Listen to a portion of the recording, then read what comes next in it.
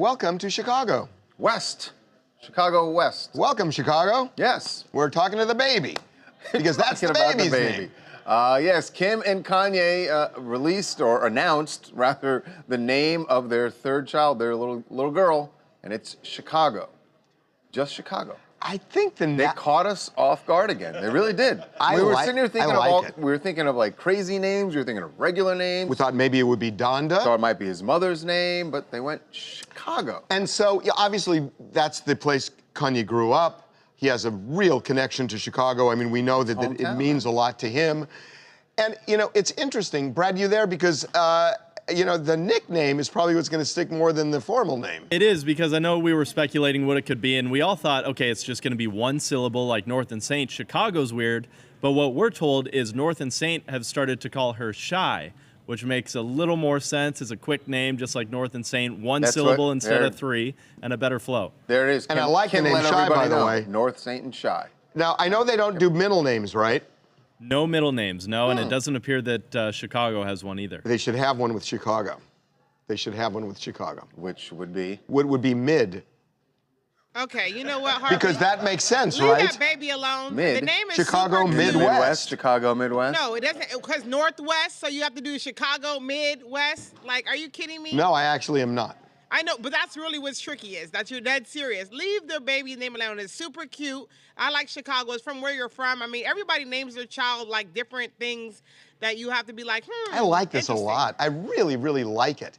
Could start a trend. It turns out, we didn't know this, but we looked, there are other Chicago kids named Chicago.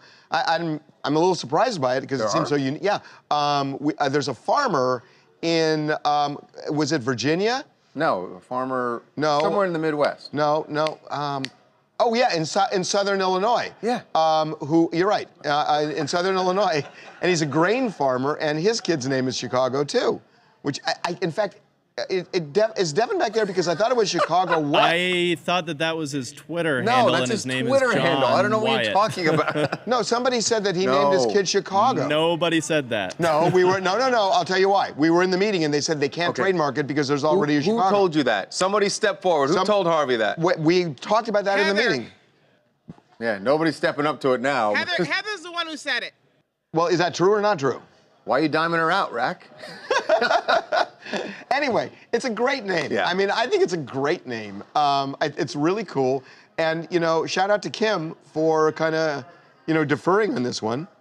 Well, you shouldn't say deferring. She doesn't have a connection to Chicago. But of course she does. Her husband is from there. Well, that's true. That's true. Okay. This is Cameron, and I'm coming from the Bay Area. I want to be the first to tell a bad joke to Kanye and Kim's new baby that every kid and every boyfriend is going to say to her. Oh, God. Where are you from, Chicago? But where? No, exactly. Where are you from? That's actually kind of interesting. No, it's not. Now I started thinking, could this create confusion if the kid's name is Chicago? What would they say? But they're just going to call her Has Shy. anybody, Harvey, but they're just going to call her Shy. Stop. Has anybody seen Chicago? Well, yeah. I mean, I've been there 5 times. See what I mean? I mean, there could be confusion in this.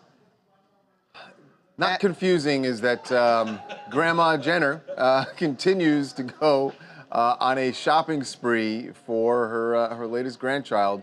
And 2 more on the way. That's right, and she's still got 2 to come in the next few months. So she's been busy.